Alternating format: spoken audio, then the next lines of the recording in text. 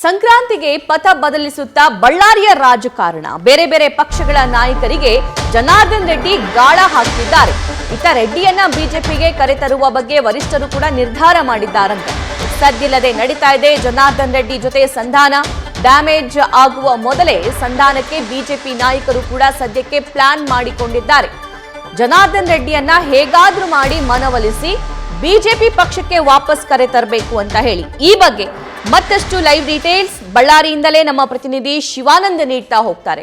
ಶಿವಾನಂದ್, ಜನಾರ್ದನ್ ರೆಡ್ಡಿ ಅವರು ವಿಧಾನಸಭಾ ಎಲೆಕ್ಷನ್ ಟೈಮಲ್ಲಿ ಎಷ್ಟು ದೊಡ್ಡ ಮಟ್ಟದಲ್ಲಿ ಸೌಂಡ್ ಮಾಡಿದ್ರು, ಅದಾದ ನಂತರ ಅವರು ಗೆದ್ಕೊಂಡು ಬಂದಿರುವಂತಹ ಉದಾಹರಣೆ ಬಿಜೆಪಿ ನಾಯಕರನ್ನ ಈಗಲೂ ಕೂಡ ಕಾಡ್ತಾ ಇದೆ. ಆಗ ಆಗಿರುವಂತಹ ತಪ್ಪು ಲೋಕಸಭಾ ಎಲೆಕ್ಷನ್ಗೆ ಆಗಬಾರ್ದು ಅನ್ನುವಂತಹ ಕಸರತ್ತು ಕೂಡ ನಡೆಸ್ತಾ ಇದ್ದಾರಂತೆ.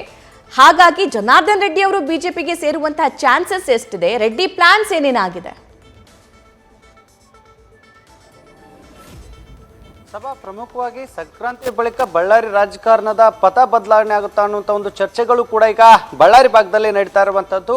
ಯಾಕಂತ ಹೇಳಿದ್ರೆ ಕಳೆದ ಚುನಾವಣೆ ಅಂದ್ರೆ ವಿಧಾನಸಭಾ ಚುನಾವಣೆಯಲ್ಲಿ ಜನಾರ್ದನ್ ರೆಡ್ಡಿ ಅವರು ಕೂಡ ಹೊಸ ಪಕ್ಷವನ್ನ ಸ್ಥಾಪಿಸಿ ಅಂದ್ರೆ ಕಲ್ಯಾಣ ರಾಜ್ಯ ಪ್ರಗತಿ ಪಕ್ಷದ ಮೂಲಕ ಬಳ್ಳಾರಿ 5 ಕ್ಷೇತ್ರವನ್ನ ಸೋಲಿಸಿರುವಂತಹ ಒಂದು ಪ್ರಸಂಗ ಕೂಡ ನಡೆದಿರುವಂಥದ್ದು. ಹೀಗಾಗಿ ಬಿಜೆಪಿ ನಾಯಕರಿಗೆ ಹೆಚ್ಚಿನ ಮಟ್ಟದಲ್ಲಿ ಡ್ಯಾಮೇಜ್ ಮಾಡ್ತಕ್ಕಂಥ ಜನಾರ್ದನ್ ರೆಡ್ಡಿ ಅವ್ರನ್ನ ಮರಳಿ ಮತ್ತೆ ಬಿಜೆಪಿ ಕರೆತರಬೇಕು ಅನ್ನುವಂಥ ಒಂದು ನಿಟ್ಟಿನಲ್ಲಿ ಈಗಾಗಲೇ ಬಿಜೆಪಿ ವರಿಷ್ಠರು ಕೂಡ ತೀರ್ಮಾನವನ್ನ ಮಾಡಿರುವಂತದ್ದು. ಹೀಗಾಗಿ ಏನು ಸಂಕ್ರಾಂತಿ ಬಳಿಕ ಜನಾರ್ದನ್ ರೆಡ್ಡಿ ಅವ್ರನ್ನ ಮತ್ತೆ ಬಿಜೆಪಿಗೆ ಸೇರಿಸಿಕೊಳ್ಬೇಕನ್ನುವಂತ ಒಂದು ನಿಟ್ಟಿನಲ್ಲಿ ಬಿಜೆಪಿ ನಾಯಕರಿಂದಲೂ ಕೂಡ ಕೆಲವೊಂದಿಷ್ಟು ಗ್ರೀನ್ ಸಿಗ್ನಲ್ ಕೂಡ ಸಿಕ್ಕಿರುವಂತದ್ದು. ಇದಕ್ಕೆ ಮಧ್ಯವರ್ತಿಯಾಗಿ ಏನು ಜನಾರ್ದನ್ ರೆಡ್ಡಿ ಸಹೋದರ ಆಗಿರಬಹುದು ಮತ್ತೆ ರಾಮುಲು ಅವರನ್ನ ಮಧ್ಯಸ್ಥಿಕೆ ವಹಿಸುವಂತೆ ಸೂಚನೆಯನ್ನ ಕೂಡ ನೀಡಲಾಗಿದೆ ಅನ್ನುವಂತ ಮಾಹಿತಿ ಕೂಡ ಈಗ ನ್ಯೂಸ್ ಫಸ್ಟ್ ಗೆ ಸಿಗ್ತಾ ಇರುವಂತದ್ದು. ಆದ್ರೆ ಎಲ್ಲೋ ಒಂದ್ ಕಡೆ ಜನಾರ್ದನ್ ರೆಡ್ಡಿ ಅವರು ಲೋಕಸಭಾ ಚುನಾವಣೆ ವಿಚಾರವಾಗಿ 10 ಕ್ಷೇತ್ರಗಳಲ್ಲಿ ತಮ್ಮ ಪಕ್ಷದ ಅಭ್ಯರ್ಥಿಗಳನ್ನು ಇಳಿಸಬೇಕು ಮತ್ತೆ ಕಲ್ಯಾಣ ಕರ್ನಾಟಕದ 5 ಲೋಕಸಭಾ ಕ್ಷೇತ್ರಗಳಲ್ಲಿ ಹೆಚ್ಚಿನ ಪ್ರಮಾಣದ ವೋಟ್ಗಳನ್ನ ಕೆಆರ್ಪಿಪಿ ಪಕ್ಷ ಪಡೆಯುವ ಮೂಲಕ ಎಲ್ಲ ಒಂದ್ ಕಡೆ ಬಿಜೆಪಿಗೂ ಡ್ಯಾಮೇಜ್ ಮಾಡ್ಬೇಕನ್ನುವಂತ ಒಂದು ನಿಟ್ಟಿನಲ್ಲಿ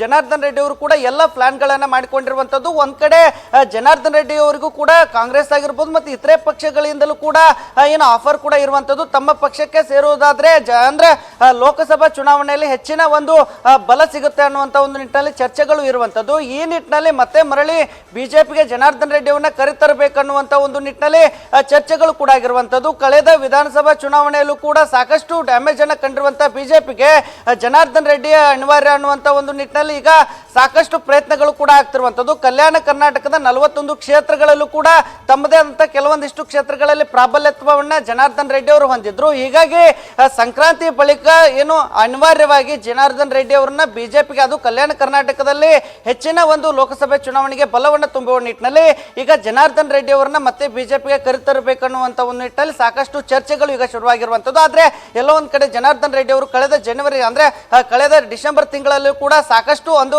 ತಮ್ಮ ಬೇರೆ ಬೇರೆ ಪಕ್ಷದ ನಾಯಕರಿಗೂ ಕೂಡ ಗಾಳವನ್ನು ಹಾಕೋದಾಗಿರ್ಬೋದು ಮತ್ತೆ ಏನು ಪ್ರಬಲ ಅಭ್ಯರ್ಥಿಗಳಿಗೆ ಪಕ್ಷದ ಸಂಘಟನೆ ಜವಾಬ್ದಾರಿಯನ್ನು ನೀಡಿರುವ ನಿಟ್ಟಿನಲ್ಲಿ ಸಾಕಷ್ಟು ಒಂದು ಪಕ್ಷ ಸಂಘಟನೆಗೂ ಕೂಡ ಮುಂದಾಗಿರುವಂತದ್ದು. ಆದ್ರೆ ಜನಾರ್ದನ್ ರೆಡ್ಡಿ ಅವರ ನಿರ್ಧಾರ ಸಂಕ್ರಾಂತಿಗೆ ಏನಾಗಿರುತ್ತೆ ಅನ್ನುವಂತ ಒಂದು ನಿಟ್ಟಿನಲ್ಲಿ ಸಾಕಷ್ಟು ಬಳ್ಳಾರಿ ಜನತೆಯಲ್ಲಿ ಈಗ ಕುತೂಹಲವನ್ನ ಮೂಡಿಸಿರುವಂತದ್ದು. ಸಭಾ ರೈಟ್ ಶಿವಾನಂದ್, ಧನ್ಯವಾದ ಡೀಟೇಲ್ಸ್ಗಾಗಿ. ನ್ಯೂಸ್ ಫಸ್ಟ್ ನಿರ್ಭೀತಿಯಿಂದ ನಿಮ್ಮ ಪರವಾಗಿ.